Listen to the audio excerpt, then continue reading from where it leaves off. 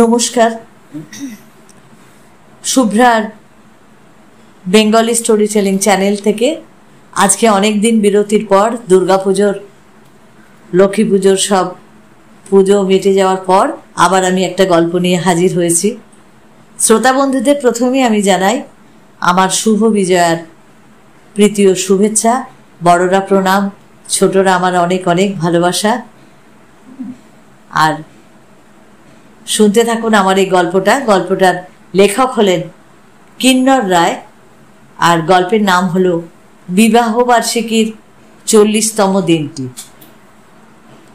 আশা করি শ্রোতা বন্ধুদের ভালো লাগবে, আর যদি ভালো লাগে তাহলে অবশ্যই লাইক করে প্লিজ একটু বেল আইকনটা বাজিয়ে দেবেন, সব সময় যাতে আমার সঙ্গে একটু থাকতে পারে।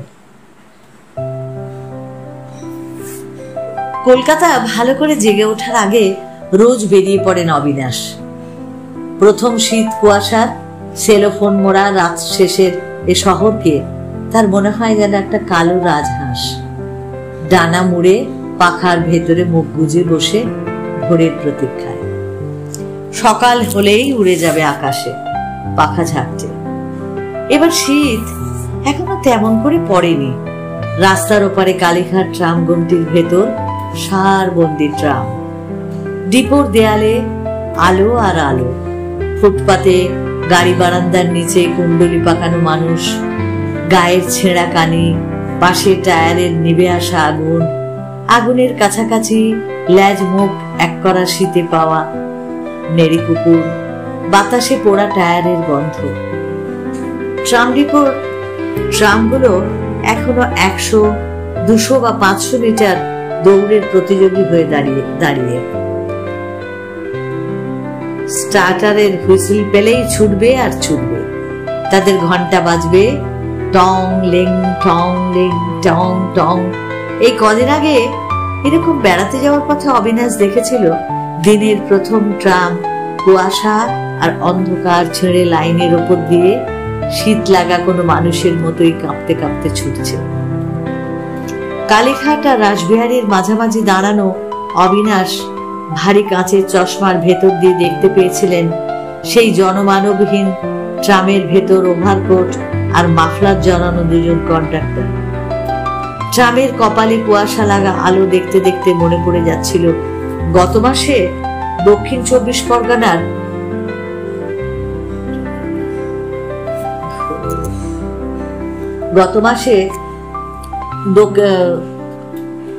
দক্ষিণ 24 পরগনার গোবিন্দপুর বাস স্ট্যান্ডে আসার সময় একক মানুষকে হেঁটে যেতে দেখেছিলেন। আকাশে তখন মেঘে খাওয়া চাঁদ, ঘষা রূপো রঙের পাতলা জ্যোৎস্না চারপাশে। মানুষটার বাঁ হাতে লণ্ঠন, কোনো গরিব গুরব কেউ, গায়ে ধুতির খোঁট জড়ানো। অবিনাশ পেছন ফিরে দেখছিলেন, মনে হচ্ছিল সেই ফাঁকা রাস্তায় লণ্ঠন হেঁটে যাচ্ছে। ট্রামের হেডলাইট, মাফলার, ওভারকোট মোড়া দুজন কন্ডাক্টর অবিনাশকে সেই মানুষটার কথা মনে করিয়ে দিচ্ছিল, যার মুখ তিনি দেখতে পান। অথচ সে পাশ কাটিয়ে যাওয়ার পরপরই তার রোগা রোগা পায়ের ডিম দেখতে পেয়েছিলেন। সেখানে রোদ না লাগা গাছের পাতা রঙের মরাটে আলো লেপটেছিল। একটু আগে যে জায়গা মারিয়ে এলেন সেখানে কয়েক মাস আগেও দিন রাত পাতাল রেলের ঘটাং ঘটাং ঘটাং, ওয়েল্ডিং বার্নারের নীলচে আলো, ইলেকট্রিক আলো আর গতর খাটানো লোকজন। নরম কাপড়ের জুতো পায়ে লেকের দিকে পা চালিয়ে দিতে দিতে অবিনাশ দেখতে পেল টালিগঞ্জের দিক থেকে আসা কয়েকজন হরিবোল দিতে দিতে কেওড়াতলার রাস্তায় চলে গেল। 22 মাস আগে মাঝারি স্ট্রোকের পর অবিনাশ নিয়ম করে এখন সকালে বেড়ায়। বর্ষা, শীত, গ্রীষ্ম সব ঋতুতেই তিনি পদযাত্রী। 1.5 মাস আগে ইসিজি করিয়েছেন। রেখাচিত্র তার হৃদয়কে সম্পূর্ণ নিরাপদ বলেনি। অ্যাটাকের পর সিগারেট একেবারেই ছেড়েছে।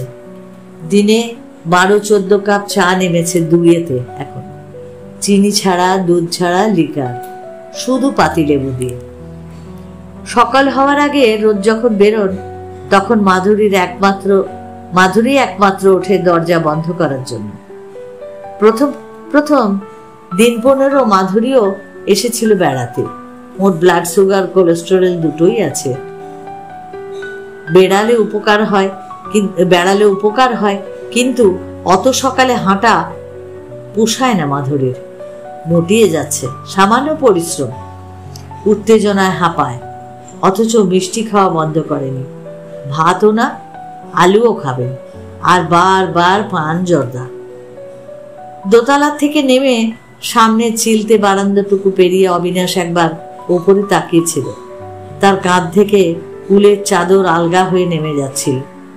চাদর ঠিক করতে করতে অবিনাশ দেখতে পেল মিলির ঘরে তখনও আলো জ্বলছে। কাল রাত ঠিক কটায় মিলি বাড়ি ফিরেছে অবিনাশ টের পায়নি। বোধহয় ওর অফিসের গাড়ি নামিয়ে দিয়ে গেছে।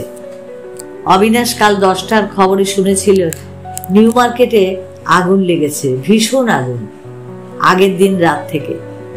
মিলির নতুন ইংরেজি উইকলি, তাই কি ডিটেলে কোনো কাজ ছেড়ে ফিরতে মিলির রাত ও গভীর, নাকি অন্য কোনো কারণ? কি ভাবতে গিয়ে অবিনাশ থমকে গেছিলেন। খোঁচা খেয়ে ফিরে এলেন মাধুরীর কথায়। আবার হাঁ করে দাঁড়িয়ে রইলে কেন?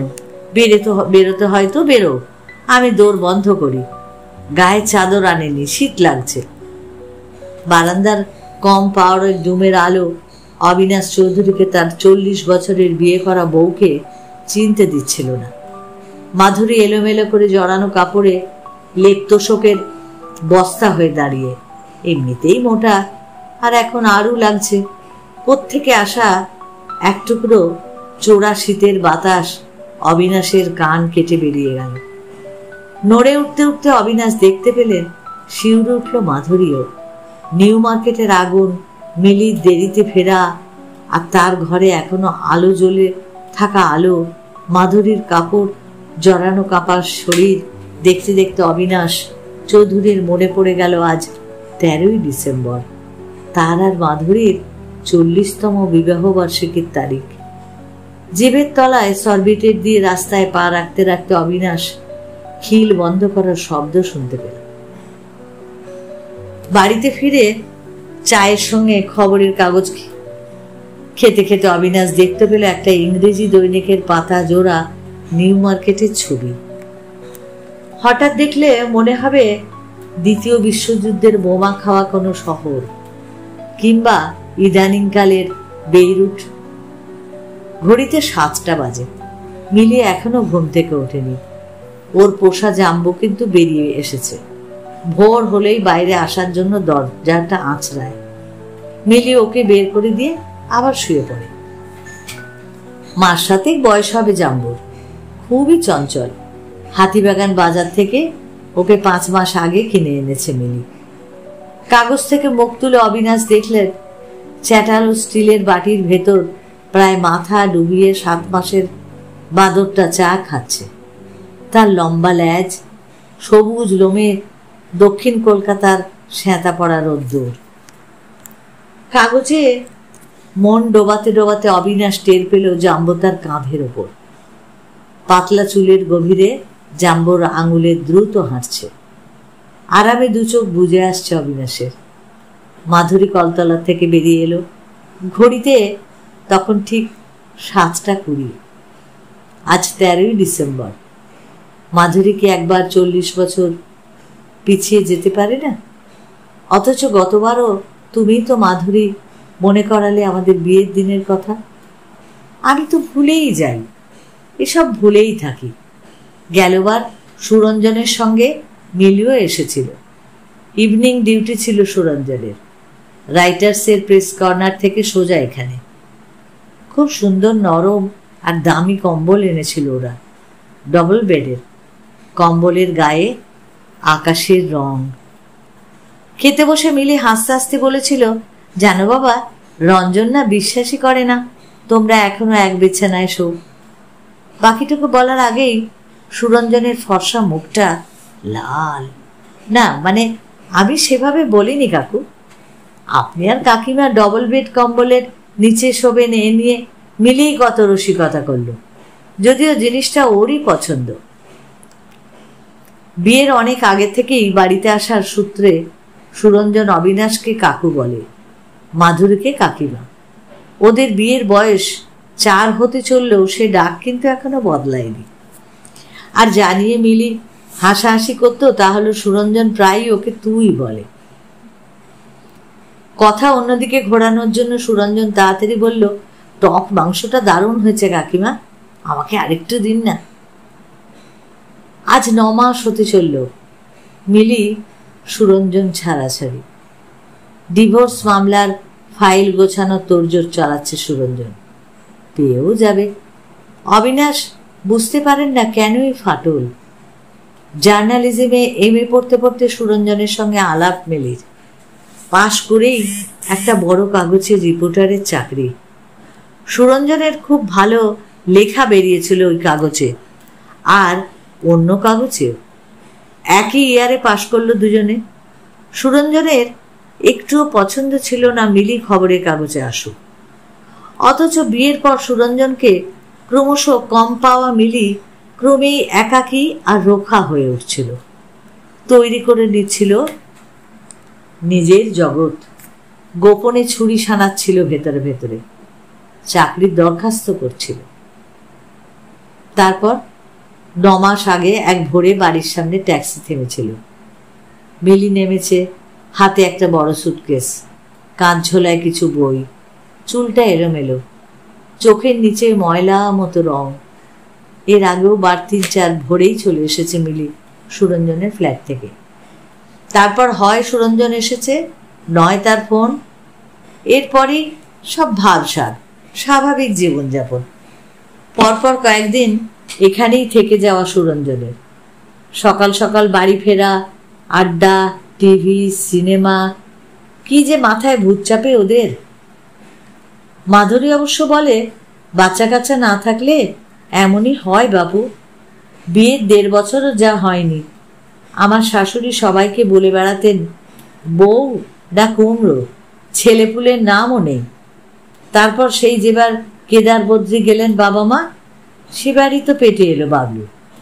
তার 3 বছরের মাথায় বড় মেয়ে শেলু, তারপর আবার ছেলে কাবলু, দুজনে 1 বছরের পিঠোপিঠি। শেষে মিলি, কাবলুর থেকে 7 বছরের ছোট। সেই যে মিলি সোজা ওপরে উঠে এলো, অবিনাশ তারপর ক্রমে জানতে পারলেন মিলি আর সুরঞ্জনের কাছে ফিরে যাবে না। এই ব্যাপারে তিনিও মাধুরী 2-1 বার মুখোমুখি হয়েছেন মিলি। সেখানে প্রতিজ্ঞার পাঁচিল অনড়। সুরঞ্জনের দিক থেকেও কোনো শব্দ নেই। কাগজ দেখে দেখে বিজ্ঞাপন ঘেটে একটার পর একটা দরখাস্ত দিয়ে গেছে মিলি। ওর পুরনো বন্ধু বান্ধবদের অনেকের সঙ্গেই যোগাযোগ করেছে চাকরির জন্য। অবশেষে এই 2 বছর বয়সী ইংরেজি সাপ্তাহিকটাতে করেসপন্ডেন্ট। এমন কিছু আহামরি মাইনে নয়, তবে চলে যায় ভালো মতো। 4 মাস হয়ে গেল ওর এখানে। প্রফেশনারি পিরিয়ড চলছে, আরও 2 মাস পরে কনফার্মেশন। তাই খাটনিও এখন প্রচুর, প্রায় রাত করে বাড়ি ফেরা। এর মধ্যেই বাইরে একটা ছোট ট্যুর করে এসেছে, অথচ এই রাতে ফেরা, হঠাৎ হঠাৎ ট্যুরে চলে যাওয়া, অন্য কোনো যোগাযোগ না রাখা, এসব নিয়েই সুরঞ্জনের কাছ থেকে সরে আসার সূত্রপাত মিলির।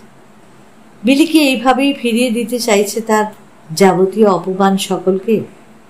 সবাই কি শত্রু হয়ে উঠল তার? ঘর থেকে চায়ের কাপ হাতে মিলি বেরিয়ে এলো। প্রায় 8টা। রোজগার থেকে একটু আগেই যেন মিলির উঠে আসা। জাম্বু ক্রমাগত ঘুরপাক খেয়ে রেলিংয়ে উঠে নেমে শব্দ করে। অবিনাশের পিঠে কাঁধে ওঠে। মাথায় আঙুলের কোথা দিয়ে যে সময় পার করে দিল কে জানে। চায়ের কাপ হাতে মিলিকে ঘর থেকে বেরিয়ে আসতে দেখেই জাম্বু লক্ষ্মী ছেলে হয়ে অবিনাশের কান থেকে নিচে নেমে এলো। চোখ পিটপিট করে দেখতে লাগলো মিলিকে। জাম্বু জানে মিলি একদম গায়ে ওঠা পছন্দ করে না। অবিনাশ তার 25 পেরোনো মেয়ে মিলিকে দেখল। হালকা সাদা পাঞ্জাবি, তার উপর পাতলা সুতির চাদর, রঙিন পাজামা পরা, বয়স্কার চুল, চোখের কোলে ক্লান্তির রং। ঘর থেকে একটা প্লাস্টিকের লাঠি নিয়ে এসেছে মিলি। লাঠিটা জাম্বুর ঘাড়ের ওপর ফেলে ওপরের দুটো হাত তার ওপর দিয়ে ঝুলিয়ে দিয়ে নিচের দু হাতে হাঁটা অভ্যেস করাবে। জাম্বো অবশ্য এতে রাজি হয় না, মার খায়, মার খেয়ে শব্দ করে, গা বেয়ে উঠতে চায় মিলির। মিলি ওকে ধমক দেয়। জাম্বো ঘাড়ে লাঠি ফেলে তার দুপাশ দিয়ে দুটো হাত বুলিয়ে অন্য দু হাতে হাঁটে। তারপর হঠাৎ লাঠিটা সোজা দাঁড় করিয়ে তাতে ভর দিয়ে ডিগবাজি খায়। একটু দূরে ছিটকে যায় লাঠি। জাম্বো পেছনে হাত দিয়ে ওটাকে টেনে আনে। মিলি বাটিতে ভেজানো ছোলা আনলো। জাম্বো যত না খায় তার থেকে ছড়ায় বেশি। গলার কাছে জমিয়ে রাখে খাবার, গলার ওপরে, চামড়ার নিচে সুপুরি যেন একটা। মিলি চায়ের কাপ রেখে জাম্বোর হাত ধরে। খবরের কাগজের প্রথম পাতায় নিউ মার্কেটে আগুনের খবর দেখতে দেখতে বলে, কাল যা হরিবোল সিচুয়েশন, আর্মি নেমেছিল। কলকাতার ওয়াটার সাপ্লাই এত খারাপ, কোনো হাইড্রেনে জল নেই। কি আগুন, কি আগুন, বাপরে! নিউ মার্কেটকে তো চেনাই যায় না, খালি পোড়া ভাঙাচোরা স্ট্রাকচার, আর মাথার ওপর স্কাই। 4 দিন বাদে আমাদের কাগজে ডিটেল বেরোবে খবর। ইন্ডিয়ায় আমাদের পিরিয়ড কালে এটাই ফার্স্ট। যদিও যাবতীয় কথা থাকে উদ্দেশ্য করে, তবুও কোনো সম্বোধন না থাকায় অবিনাশ সামান্য দ্বিধায় ছিলেন জবাব দেওয়ার ব্যাপারে। ইদানিং মিলির মেজাজ সর্বদাই ঊর্ধ্বমুখী। নিতান্ত ভদ্রতার খাতিরেই যেন অবিনাশ হওয়ার কথা শুনলেন। তুই গেছিলি নাকি রিপোর্ট করতে? হ্যাঁ, আমি আর অঞ্জু শর্মা, আমরা দুজনে স্টোরি বিল্ড করলাম। ফটোগ্রাফার অভিক ছিল, দারুণ ঝুঁকি নিয়ে তুলেছে। অনেকগুলো কালার স্ন্যাপও নিয়েছে। ট্রান্সফরমেন্সি মলাটে যাবে ভেতরেও। তাছাড়া প্রচুর ব্ল্যাক অ্যান্ড হোয়াইট ছবিও থাকছে। এই কথা বলার ফাঁকে জাম্বো মিলির গা বেয়ে মাথা ছুঁয়ে ফেলেছে। চুল এলোমেলো হচ্ছে তার আঙুলে। মিলি বিরক্ত হয়। জাম্বো দাঁত খিচিয়ে ওঠে। গলা তুলে মাধুরীর কাছ থেকে দেশলাই চায় মিলি। অবিনাশ জেনে গেছে মিলি সিগারেট নিয়ে বাথরুমে যায়। এখন দুপুর। একটু আগে দিল্লির থেকে ট্রাঙ্কল এসেছিল। বড় ছেলে বাবলুর বউ চিত্রলেখা ফোন করেছিল ওদের। একমাত্র মেয়ে 7 বছরের গুড্ডির সঙ্গেও কথা বললেন অবিনাশ। বাবলু এখন এদেশে নেই, অফিসের কাজে পশ্চিম জার্মানি। চিত্রলেখা তার ও মাধুরীর 40তম বিবাহ বার্ষিকীর শুভেচ্ছা জানালো।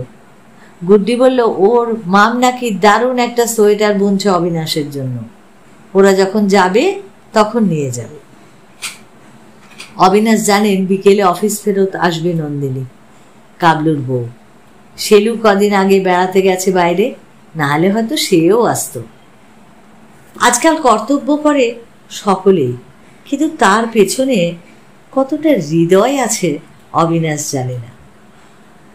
খবরের কাগজ হাতে বারান্দায় বসে রোদের দিকে তাকিয়ে থাকতে থাকতে অবিনাশের মনে পড়ে গেল বিয়ের পরপরই তারা দেওঘর গেছিল। ওর বাবার বন্ধু দুর্যোধন বাবুর বাড়ি ছিল সেখানে। মা, বাবা, কাকা, কাকিমা, অন্য ভাই বোনেরা সঙ্গে সব ছিল। পৌষ সংক্রান্তির দিন পিঠে, কলকাতা থেকে 4টে নারকোল নিয়ে গেছিল বাবা, আর খেজুর গুড়। দেওঘরের ক্ষীর আর নারকেলে যা পাটিসাপটা হয়েছিল অবিনাশ এখনো জিভে তার যেন স্বাদ পান। কি বড় বড় বেগুন তখন দেওঘরে। রামদয়াল বলে একটা লোক বাড়ির উল্টো দিকে বেগুন ফলাতো, টমেটো। রামদয়াল ডাকাতি কেসে 7 বছর জেলেও ছিল। দুর্যোধন বাবুর বাড়িতে তখন মিস্ত্রি খাটছে। একদিন হঠাৎ চুরি হয়ে গেল অবিনাশের বিয়েতে পাওয়া ওয়েস্ট অ্যান্ড ওয়াচ কোম্পানির ঘড়িটা। খোঁজ পাওয়া আর গেল না। শেষে 7 মাইল দূর থেকে আনা হলো এক তান্ত্রিক, নাম খোপরিয়া বাবা। মোটা সোটা ফর্সা চেহারা, মাথায় ঝাঁকড়া চুল, হাতে গলায় রুদ্রাক্ষের মালা, কপালে সিঁদুরের টিপ। খপ্রিয়া বাবা এসেই খড়ি দিয়ে ঘর কেটে তাতে সিঁদুরের ফোঁটা দিয়ে জবা ফুল আর কড়ি রেখে বলল, ঘড়ি এখানেই আছে, আমি বন্ধন করে দিয়ে গেলাম, বাইরে যেতে পারবে না। আর 3 রাত্রের ভেতর যদি তুমি ঘড়ি ফেরত না পাও, তাহলে চোরের মুখ দিয়ে যাতে রক্ত ওঠে সেই ব্যবস্থা করবে। 5টা ধূপ, 5টা কড়ি আর 5টা জবা ফুল নিয়েছিল খপ্রিয়া বাবা। বাংলা হিন্দি মেশানো আশ্চর্য কথা শুনতে শুনতে অবিনাশরাও মুগ্ধ হয়েছিল। ও চলে যাওয়ার 12 ঘন্টার ভেতর বালির গাদা থেকে ঘড়ি বেরিয়েছিল। মজুদদের একটা ছোট ছেলে পেয়েছিল ঘড়ি, ঘড়ির ডায়ালে জল ঢুকেছিল। এসব এখন শুধুই স্মৃতি। মাধুরী আর তিনি বিয়ের 6 মাস পর শুধু দুজনে মিলে বেড়াতে গেছিলেন কাশী। তখন কেলনার আর বল্লভ দাসের ক্যাটারিং। কেলনারের খাবারের স্বাদ কি ভোলা যায়? তখন এই বাড়ি থেকে কান পাতলে শীতের গভীর রাতে চিড়িয়াখানার থেকে ভেসে আসা বাঘের ডাক শোনা যেত। ইদানিং কি বাঘেরা আর ডাকে না? মনে পড়ল তিনি আর মাধুরী মুক্তি দেখতে গিয়ে দুজনেই কেঁদেছিলেন। পঙ্কজ মল্লিকের গলায় দিনের শেষে ঘুমের দেশে, আর বড়ুয়া কাননের সেই অভিনয়, এসব তো ভোলা যায় না। রবীন মজুমদারের গলায় এই কি গো শেষ গান, বিরহ দিয়ে গেলে, শুনলে এখনো যেন মন খারাপ হয় অবিনাশের। এসব ভাবতে ভাবতে ঘুমের গভীরে অবিনাশ। আর তারপর বিকেলে এক পাক বেরিয়ে এসে বাড়ি ঢোকার মুখে নন্দিনীর গলা। টের পেলেন স্টোভ জেলে চা করছে নন্দিনী। সেই চা খেলেন মাধুরী, অবিনাশ আর নন্দিনী। সঙ্গে নন্দিনীর আনা নলেন গুড়ের সন্দেশ। তাদের এই চা চক্রে হাজির ছিল জাম্বো। অফিস থেকে সোজা এসেছে নন্দিনী। বলল, কাবলুর ফিরতে রাত হবে, কি ডিরেক্টর বোর্ডের একটা মিটিং আছে। ওদের একমাত্র ছেলে সুরমাকে বাড়ি যাওয়ার পথে প্রেস থেকে নিয়ে যাবে নন্দিনী। রোজ অফিস যাওয়ার সময় দিয়ে যায়। দেশপ্রিয় পার্কের কাছে কাবলুর সুন্দর ফ্ল্যাট, সারাদিন সেখানে কেউ থাকে না। একদিন সুরমাকে নিয়ে আসে বৌমা। অনেকদিন ওকে দেখি না, বলতে গিয়ে যেন কথাটা আটকে গেল। অবিনাশ পারল না। তিনি জানেন এমন কথা মাধুরী বা নন্দিনী কোনো একজনেরই অপছন্দ হতে পারে। নিজের অধিকার বোধটুকু ক্রমেই খুইয়ে ফেলছেন অবিনাশ। রাতে গরম দুধ দিয়ে খই খেলেন, সঙ্গে 2টো বর্তমান কলা। এই 67তে এসে মাঝে মধ্যেই রাতে এমন খান। অন্য দিনের তুলনায় সকাল সকালই ফিরেছে মিলি। 8:30টায় রাতে খাবার খাচ্ছে তারা 3 জন, মাধুরী, অবিনাশ আর মিলি। জাম্বু ঘুমিয়ে পড়েছে। সন্ধে হলেই কলা, রুটি আর দুধ খেয়ে মিলির খাটের ছত্রিতে ঝুলে সে ঘুমোবে। কিছুতেই ওকে বিছানাতে শোয়াতে পারে না মিলি। একটু আদর টাদর খেয়ে নিয়ে ঠিক আবার ছত্রিতে উঠে পড়ে। শোয়ার আগে শীত টের পেলেন অবিনাশ। আঁচি আসার পর মাধুরী তার হাতে পান দিল। শুধু চুন, ছোট এলাচ আর সুপুরি, খয়ের নেই। সুরঞ্জনের দেয়া আকাশ রং কম্বলের নিচে শুলেন অবিনাশ, তার পাশে মাধুরী। বেড সুইচটা টিপে আলো নেভালেন। ঘরে এখন শুধুই টাইম পিসের শব্দ। একসময় মাধুরীও ঘুমিয়ে পড়ল। তার বিশ্রী নাক ডাকার শব্দ শুনতে লাগলেন অবিনাশ। বাইরের বারান্দায় টেবিলের ওপর একলা মিলি, তার সামনে রাজ্যের কাগজপত্র। টেবিল ল্যাম্প জ্বলছে, গ্লাসে জল ঢালার শব্দ পেলেন অবিনাশ। তারপর দেশলাই জ্বালার। মিলি বামে জল মেশালো, তারপর সিগারেট ধরিয়েছে।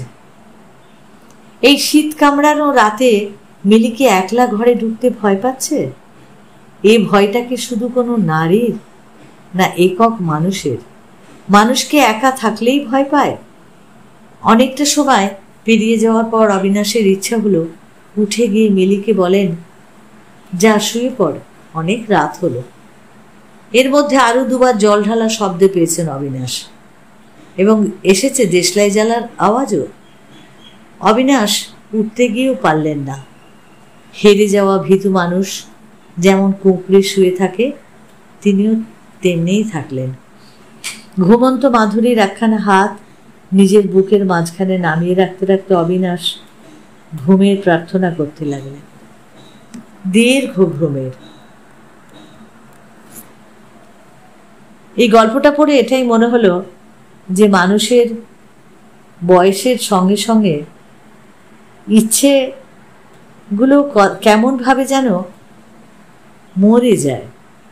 ইচ্ছেগুলোকেও তারা ক্রমশ কন্ট্রোল করতে করতে কোথায় যেন সবকিছু হারিয়ে যায়। অবিনাশেরও এই গল্পের যেন ঠিক সেই রকমই একটা চরিত্র। এই সুন্দর গল্পটা যদি শ্রোতা বন্ধুদের ভালো লাগে অবশ্যই লাইক করো, প্রিয়জনকে শেয়ার করে দিও। আর যারা নতুন এখনো আমাকে সাবস্ক্রাইব করেনি, প্লিজ প্লিজ একটু সাবস্ক্রাইব করে আমার পাশে থেকো। সকলে ভালো থেকো, অপেক্ষায় থেকো আমার পরবর্তী গল্পের জন্য।